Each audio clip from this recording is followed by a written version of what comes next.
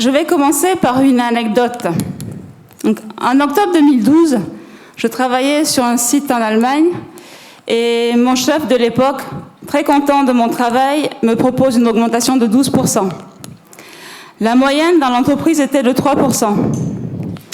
Alors, sachant que c'était bien plus haut que la moyenne, il a dû passer par beaucoup de paperasse pour faire accepter ces 12%. L'information arrive sur mes collègues en France. Devinez ce que j'ai pu avoir comme commentaire. Quelqu'un a une idée? Exactement ça.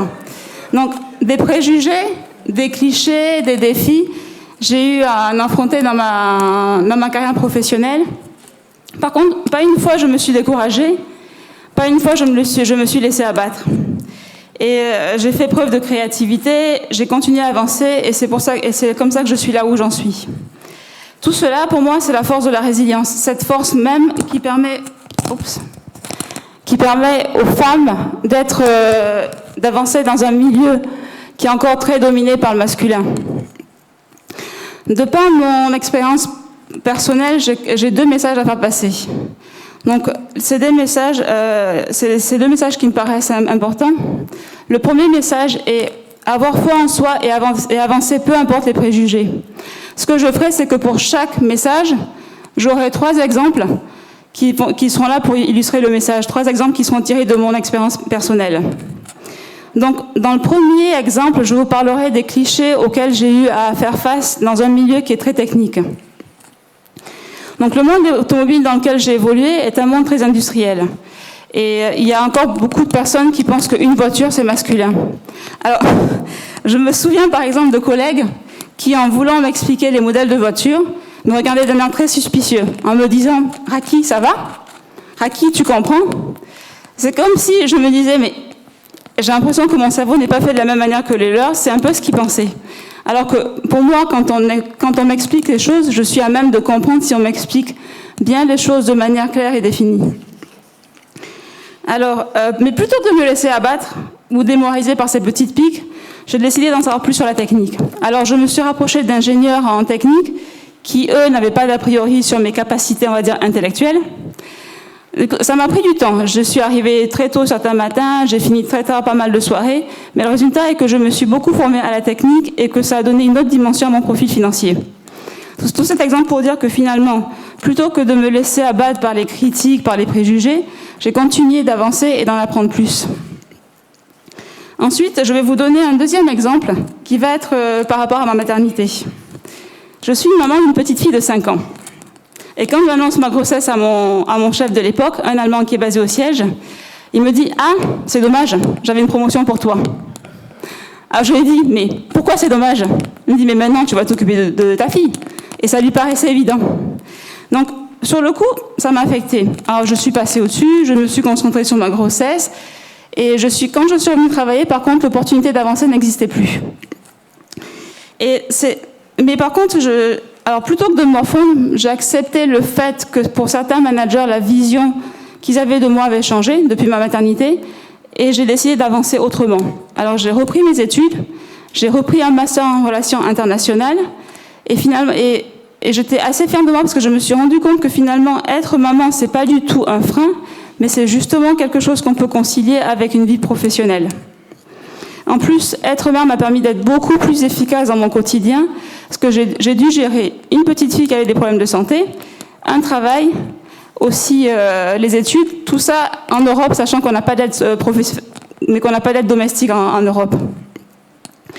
Donc, pareil pour ce deuxième exemple, plutôt que de quelque part de stagner et de me laisser abattre ou de ne pas évoluer de par certains préjugés, je décide d'y croire encore, de garder mes ambitions et de me donner les moyens d'y arriver. Certes différemment, mais je me donne quand même ces moyens-là d'y arriver. Ensuite, le troisième et dernier exemple, pour illustrer donc toujours ce message qui est de croire en soi et d'avancer peu importe les préjugés, on va dire qu'il est lié aux qualités souvent perçues comme féminines. Donc, à la fin de la mission évoquée dans le poste dont je vous parlais avec les 12% d'augmentation, je devais évoluer vers le poste de responsable financière du site. C'était un site assez important, avec un chiffre annuel moyen de 200 milliards de CFA. et je devais encadrer toute l'équipe financière et comptable. Ce poste de responsable financière dépendait du directeur de l'usine. Et c'est là que j'ai affronté un défi lié soi-disant à mes qualités féminines. Pour le directeur de l'usine, la condition pour que j'aie le poste est que la plupart des équipes aient peur de moi. C'était pour lui la manière de se faire respecter dans un monde très masculin. Et par contre, ça n'allait pas, parce que je ne sais pas du tout ma nature. Je suis plutôt, on va dire, bienveillante, plutôt empathique, ce qui est considéré comme des qualités féminines qui ne vont pas du tout avec un monde industriel masculin. J'ai quand même voulu essayer. J'arrivais pas, et ça ne marchait pas en plus. Donc je me suis mise pas mal de personnes à dos, et en plus je n'avais pas les informations que je devais avoir à temps. Alors c'était pas évident comme époque, mais plutôt que de continuer à être cette personne qu'on me demandait d'être, je me suis dit, j'arrête là et je vais vers autre chose, je vais vers ce que je suis moi. Donc j'ai évolué vers un autre poste qui me correspondait plus, et finalement ça s'est très bien passé parce que c'est le poste que j'occupais jusqu'à il y a 2 semaines. Parce que quand je suis partie, j'ai quand même la directrice financière qui est au siège qui m'a dit que c'était dommage que je parte parce que je suis une des meilleures contrôleuses. Ce qu'il y a, c'est qu'avec ces natures empathiques, j'arrivais à avoir des informations beaucoup plus rapidement que beaucoup de collègues qui étaient beaucoup plus agressifs. Et ce qu'il faut retenir aussi, c'est que pour ces qualités soi-disant empathiques, pour le Forum économique mondial, ça va être les qualités indispensables pour les leaders de demain. Ensuite, tous ces exemples pour vous dire que peu importe ce que les autres nous diront, nous reprocheront, en tant que femme, je pense qu'il est important de ne pas se laisser abattre par les préjugés, d'être consciente de nos qualités, de trouver le moyen d'être valorisée, quitte à changer de poste ou à se relancer dans des formations. Ensuite, le deuxième message que j'ai à faire passer est qu'il faut oser faire entendre sa voix et s'exprimer. Donc, tout comme précédemment, je vais partir d'exemples. Pour mon premier exemple, je vais remonter à bien plus longtemps, à mon premier job. Et là, je me souviens d'une réunion pendant laquelle j'étais censée présenter les avancements sur un projet dont j'étais pilote. J'avais tout préparé, mais je n'osais pas me mettre en avant. Auparavant, j'avais eu la bonne idée de partager tous mes avancements avec un collègue. Et devinez ce qui s'est passé pendant la réunion. Il a tout repris à son compte pour se faire lui valoriser. Sur le coup, j'ai trouvé ça injuste. Et ça m'est resté en tête quand même pendant un petit bout de temps. Il n'y a que depuis quelques années que j'ai compris que c'était à moi de faire valoir toutes mes idées. Le monde de l'entreprise est un monde sans pitié le plus souvent. Et je pense qu'en tant que femme, on ne se valorise pas toujours. On va mettre les autres en avant, on va mettre l'équipe en avant, mais se vendre soi, on le fera très rarement.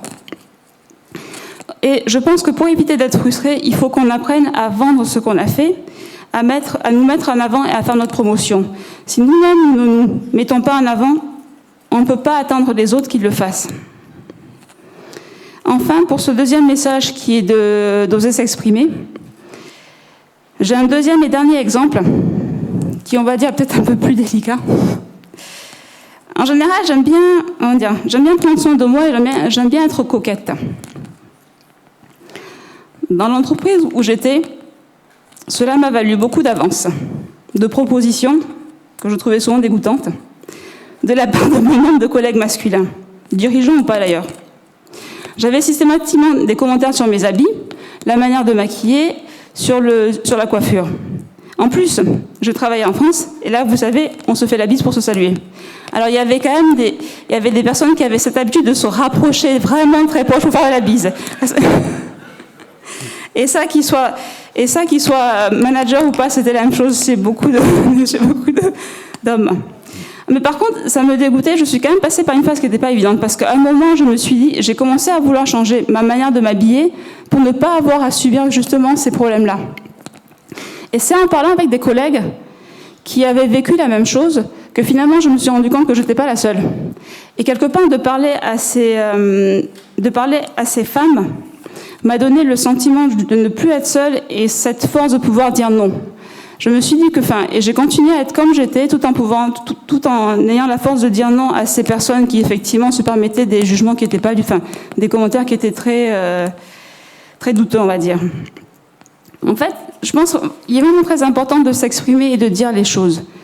Je me dis toujours que quelque part, il y a quelqu'un qui vit les mêmes challenges que nous, qui vit les mêmes problèmes que nous, et de savoir qu'elle n'est pas seule lui donne la force de continuer justement à se battre et à savoir exprimer ses idées. Donc ça, c'était mon dernier exemple. Alors, comme vous voyez, j'ai affronté quelques petits obstacles.